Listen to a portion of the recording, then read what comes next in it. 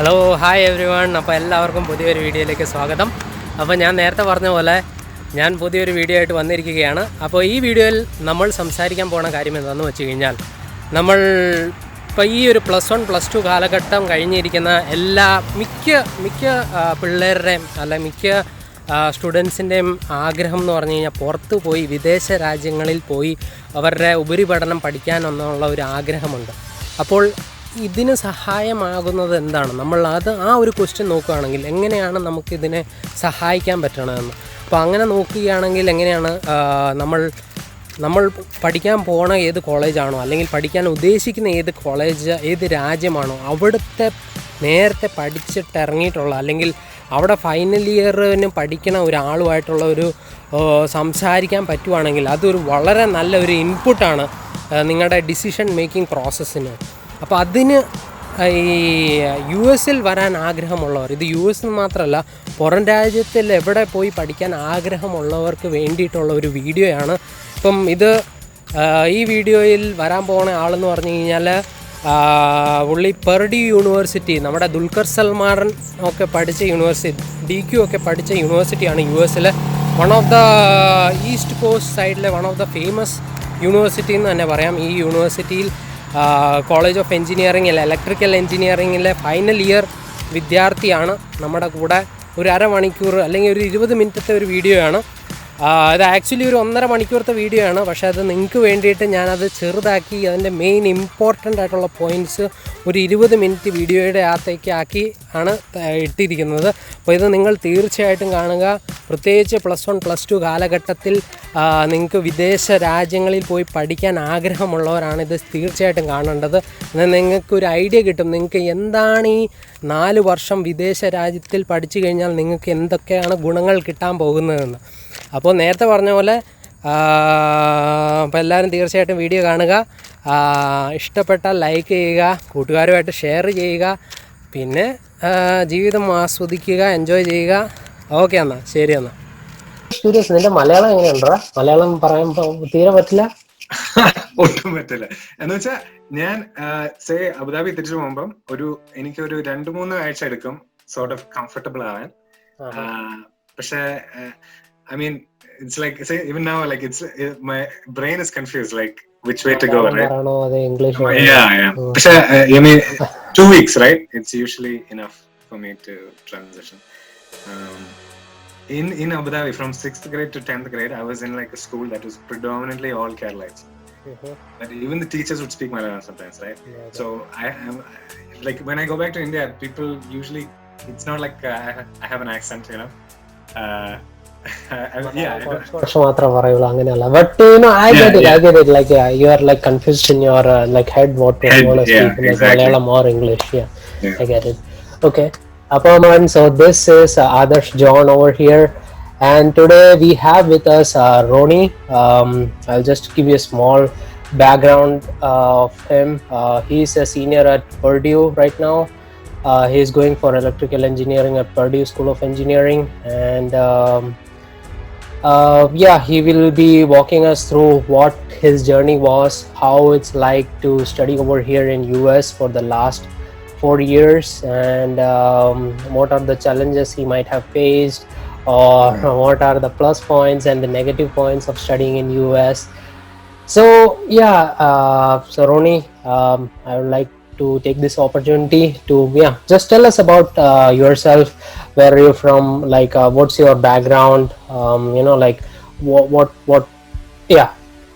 go ahead. For sure. So I'm originally from Kerala, India, but I was born and I grew up in Abu Dhabi. I did most of my schooling there up till 12th grade in CBSE school. And then for my bachelor's, I came to the US in Purdue, and I've been pursuing a major in electrical engineering, and I'm also doing a minor in economics. It's going to be my last semester coming up, so I'm almost about to graduate, and that's a basic introduction. So walk me through like when you were doing your +2, or you said you did it from Abu Dhabi, right? And I believe what was the motivation, or what prompted you to actually choose US, or what prompted you to do your bachelor's over here in US? Yeah. So I had been, the idea, was in my mind since like ninth grade, 10th grade. But at the time I was in an institute that is, preparing you for the JEE mains. So by default, everything was set to do. I was set to do engineering in India, but then the idea that okay, there is this possibility to study abroad came, and then out of all the options, Australia, UK, America, whatever, we have a lot of relatives. At least my dad's side of the family have some relatives in the US, so he thought it was probably best here. And the US has, a great engineering schools, engineering. And so the idea was in my mind. I'd like see YouTube videos of like MIT videos and things like that, right? At some of the best engineering schools here. And I think in like 11th or something, I just like sort of casually dropped the idea to my parents, like, oh, what if we could do something like this? And they were like, yeah, why not, right? And I was surprised. I was shocked that they were open to it. I thought they'd be like, for sure, no. But I didn't think they knew the kind of financial investment it would take to come here. But then I just started taking slow steps. So I did the SATs. I did like TOEFL, which is like an English test, right? Then I got like a career prep. Like a application coach, like agency type thing. But all the while, the default was, because many of the students in my in my high school, they ended up in NIT Surathkal, right? That was the default option. So all the while I was also preparing for that, like getting ready to apply for that, things like that. And this was just sort of like, oh, it may or may not happen. And but also in my high school, there were a lot of kids who were looking at studying abroad. So, so it wasn't just me who was looking to study abroad, so I was around people who were doing like both sides of the spectrum. So that's how it came about. And then finally, when Purdue's offer came, Purdue was one of the top schools, the top choices for me. And being in the Midwest, the fees was, relatively way cheaper than some of the other options, right? So it just seemed to be the best timing, best of both worlds type situation. I decided to take it. Yeah. So give me, when you were applying to US, did you apply to Canada, Australia, Germany, or was it just US at that point of time? Did you keep your options open for other countries, or were you focused just on US? Yeah. So in the initial process, like back in 11th grade or whatever, when we were thinking about it, we thought about these different countries, but pretty soon we just sort of focused on the US. And in the US itself, we applied to like 8 different colleges, right? So the normal process is like, okay, 3 like dream schools, 3 like very attainable schools, and 3 lower tier schools. So that's all I applied. Okay. Yeah. So you said, so when did you start your preparation? I know like you need to have a SAT score, then probably a TOEFL score, and then you have to, that there is an application deadline, like at least 3 months that you need to prior apply if you want to get into a school, right? Like if it's a spring, you have to apply 3 months before the deadline closes. So how was that? What sort of preparation? When did you start preparing for your? Did you start at 11th grade itself, or did you start at the 12th? How much amount of time were you looking at, or like that? Right. So yeah, I started right in the middle of 11th grade. So fortunately, my mom took it seriously, right? I just sort of dropped the idea, but then she like looked up. She was like, "Okay, you need to do this, and then we went to this agency, and so they have their own timetable, and you need to have your. So they wanted me to be done with all the applications, the essays and stuff in the summer of my 12th grade, which means in June, right? It's like not even half of my 12th grade was over. Okay. And I had applied then. And then I got my acceptance from Purdue in November, right? And my 12th grade CBSE exams were next year, March. So it's that ahead, all the application. I started the process in 11th grade. So, but little by little, right? It's not a lot of effort every week or whatever. Little by little, like you do some of the SAT practice tests, you do some of the TOEFL things, and you take. I took this SATs twice. Um, First time I took it, I didn't do so well. Then I went for some like 3-4 hours coaching, like a crash course type thing. Then I did it again. So all this was going on as my CBSE studies were also going on in the background. So yeah, it took a while, and it's good that it takes a while. So you don't just it's not super intense. It doesn't require you to put in too much of effort if you break it up evenly across a long time. And I think many like high schoolers in the US do it the same way. They start in 11th grade. 11th grade. So it's safe to say that you took like an year, right? Probably Yes. like a year of preparation. Okay. Yeah. Okay, that sounds good. Okay. So walk me through, like I did my master's over here, so I don't have much idea of undergrad. Like how is the SAT general score and what are the criteria that they are testing? I believe it's probably quantitative and then English. And what are the areas that SAT is focused on testing? Like from that perspective, can you just walk us through that? Yeah. So back when I took it more than 4 years ago, the format was like reading comprehension, right? So they'll have like a passage and then questions about it, multiple choice questions about it. And there's like you said, math. Like you need to know things about like probabilities and very basic math compared to like if you are an Indian CBSE student, like it shouldn't be too much of a problem, right? And then we also had a section for writing, essay writing. They'll give you a topic, and within the time limit you have to form a very comprehensive very very like some of the essays I've seen as example essays, like you'd be amazed that they just did it in 20 minutes. So I've noticed, like for me and from my other like students who studied with me, like Indian students, the difficulty always seemed to be in writing or even like English, like vocabulary and things like that. We had the math down, no problem, right? We could easily score very well in those sections. But like some of the reading comprehension, and it's not a simple, like it's not like your 10th grade English test where it's a simple passage and it's simple questions. It wasn't like that. It was a bit more complicated. And also it's not just about your general knowledge. You have to prepare to take the test. You have to be familiar with the format. You have to know your time limits and things like that. So it's not just a general intelligence test. It's also like how much you prepared for the SATs specifically. In fact, sorry. So how like what's the score? Like what is the score? Like 1400 or 700, something like that. I think Right. So when I took it, the high score you could get was 2,400. Now I think it's 1,600, because they got rid of the writing section in the SATs. So this is SAT 1, in case anyone was confused, because there are SAT 2 also, the subject test, math, physics, chemistry. But yeah, this is the SAT 1, which is what most American colleges require, right? And so now I think it's out of 1,600. A good score. Actually, I'm not sure about what is a good score right now for the 1,600 thing, because I have no base concept.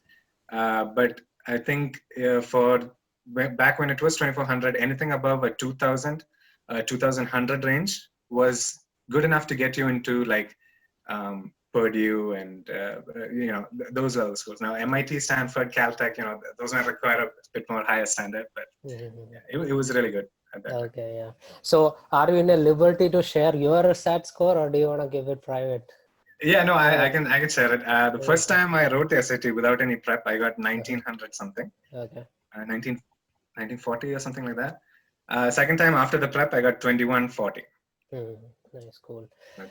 So yeah, let's say let's walk back in time. Let's say what was Ronnie thinking about US 4 years before he came to US? What was your expectation? Let's start from there. How like let's talk different aspect of it. Let's first take, how would the college life be like? What were your expectations? I didn't. I really didn't know what to expect at all, which is one of the nerve-wracking things. Like in the months leading up to me going to the US, I had no idea. And thinking about it now, even whatever idea I had then, like now I know it's like 180 difference, right? It's not at all what I would have predicted or known. Okay. Um, but I was thinking that I think at the time what I was mainly going for was, I thought that the US the engineering education would be more practical, more advanced, and I would have like in my asana, I thought it would be a better educative experience than say India, Mm-hmm. or going to like say a college in India. But I'm not sure because I haven't studied in India, so I don't really know what the difference is, right? But that's what I was expecting. I was going for more uh, uh, for what I thought was a more world class, quality of education. Mm-hmm. So what's it like after 4 years you feel now? Were you able to, did you get what you were thinking, or what you had thought back then, like an international exposure, or yeah, I think obviously you might have learned a lot of new things, like like when you want to stand on your own feet, yeah, you learn a lot of stuff. So Yeah, yeah, what do you say now? What do you feel after 4 years in US? yeah. Yeah, I mean, I started college when I was 17, and Mm-hmm. now I'm about to turn 22, right? So I was very young when I started back then, and it's been almost 5 years since I've come here, right? So a lot of changes. I would say like it's been a very challenging, it's been an exciting time of my life for sure, no doubt. But at times it can be very bittersweet. It comes with its own challenges. It's not just walk on roses, right? Mm-hmm. It's pretty challenging. It's pretty stressful at times, especially now, like closer to graduation and all. Pretty challenging. I think one thing that struck me when I first came to the Midwest. I'm not sure if the entire US is like this, but everyone I met in university was very welcoming, and I felt they were very nice and genuine people. So I enjoyed that aspect of it, like the social aspect of it. Um, in terms of academics, when I first came in, freshman year was so easy that I almost felt guilty spending money on it, because it's just like, again, like basic calc they take you through the freshman courses as an undergraduate, right? They take you through all the basic math and stuff. Especially since I'm a CBSE student, again, we've done all this in 11th and 12th, so it felt kind of, it was very easy. But I Mm-hmm. wasn't stressed. I was sort of adapting to everything, so maybe it wasn't too bad. But then sophomore year it picks up. You get more specialized in your field, and then sophomore year, junior year, it becomes very challenging. Yeah. So what helped me was in 11th and 12th, I never went for tuition for the Mm-hmm. CBSE thing, and Mm-hmm. I sort of had to rely on myself to learn new concepts, right? So that sort of thing helped me in Mm-hmm. college. So the Okay. resource, because the way it's set up is, the resources are always there, but you have to go after it. You have to go talk to your professors during office hours to understand, right? No one's going to come knocking on your door trying to explain everything. You have to take some initiative. So that is there. Um, in terms of, um, and there's also so many opportunities. So I went on a study abroad. I Oh, went to okay. Peru for 6 weeks, right? And so there's a lot of things outside academics, opportunities, people you can meet, organizations, clubs, all that forms a part of your 4-year college experience here. So Okay. So it when was you good. were at Peru, did you go to Mika Picchu, that Machu site? Picchu, yeah, Yeah. yeah, Did you I did? did, I Oh, did, okay. yeah. All right. Did you meet some llamas over there? Yes, Yeah. definitely. Cool. We did like we went to Machu Picchu. We were mostly in Lima, the capital, near Mm-hmm. the. So Peru has like deserts, mountains, forests, and um, I'm missing something. But basically, it has all four like geographical features, right? And we went to all four. Yeah. So yeah, it was pretty fun. Oh, that's nice. Yeah, that's some one aspect that I feel like, like when we did, like I did my bachelor's back in India, like Mhm. we were like literally focused on studies, like in the sense you have like 6 to 7 subjects each semester that you have to complete, and it's like our semester is like 6 months long. So a year there are 2 semesters, but over here it's divided, like like there are four month is a semester, and you have 3 different semesters, like a spring, summer, and a fall. So Yeah. summertime, if you want, you can really enjoy like whatever you want to do. If you want, you can take a break. You can do whatever you want. I think that's something different from that of an Indian education system, right? Mhm. That gives you an opportunity to explore more time when you are a student, right? Rather than just studying. Yeah. Uh, They they have. I mean, the downside is some people say that it's too much of a break and you forget what you learned, and it's. But I think it's great because normally in a college student's career, the summers are usually for internships, and that's valuable experience that you get. mhm. And you probably need that experience on your resume to sort of apply for future jobs. Yeah. Mhm. I like the summer. Yeah. Sure. Okay. So yeah. So far, yeah. So that answers your aspects of what you were expecting. So let's go about the college life. Like how what type of a college life were you expecting, and what have you achieved after 4 years? Or you wanna yeah. Um. Okay. Let's say. Yeah. So the things that I almost immediately had to saw were big changes were everything was use more technology in terms of like academics. So meaning there were no notes, no handwritten notes, right? Everything was lecture slides. Everything was like everyone in the class would have like a laptop or an iPad to note down notes and things like that, which I had to get used to, right? The other thing was in school, and I believe in Indian colleges, you are with your same classmates for every class for the 4 years, right? It doesn't work that way at all here, which means like to find a group of friends that you stay with Mhm. uh, for a majority of your time is almost impossible. So you need to be good at like keeping friendships in different groups and like scheduling time to meet with these people, right? Otherwise, it's very easy to go through college life not having anyone that your friends to hang out with. Mhm. So you have to sort of. I never thought about it that way, but like back in Abu Dhabi or whatever. But you have to put effort to keep to socialize. Those two were probably the biggest things. And then um, three. Okay, the other thing was, and this is what I wanted to get to was, I mean, when you think about it, the education that you get at Purdue, you can get online anywhere, right? Because people ask me all the time, like, is it worth it? Okay, so for Purdue, let's say you would need to budget an average of $50,000 a year Mhm. on tuition, living expenses, insurance, all the rest, right? Just on an average. So is it worth it? So over the course of 4 years, what is that? It's like $200,000, right? So is it Mhm. worth it? And, Mhm. and because people are going in with the expectation that you're paying for a better quality of education, but you can get an MIT level quality of education in the same subjects online for free because MIT has publishes a lot of its courses for free online. So, but really, in fact, what you're paying for is one is the brand value, like Okay. oh, he's a Purdue graduate, right? That carries weight in the US at least. Um, Number two is it's more like you're paying for the network of people around you, right? So when you come to Purdue, everyone around you is also there for the same purpose, same mission. Everyone is excited about engineering, and there are Mhm. organizations around engineering and things like that. So you're paying to be part of that club in a sense. So and the opportunities it provides you. But again, nothing is guaranteed, right? It's like you're paying the entrance ticket to a networking lunch, but you still have to go around, meet people, and like try to get Yeah. opportunities, like give your resume card, etc., etc. So you're not Mhm. really paying for that subject. At least this is sort of the realization I've come to after 4 years, right?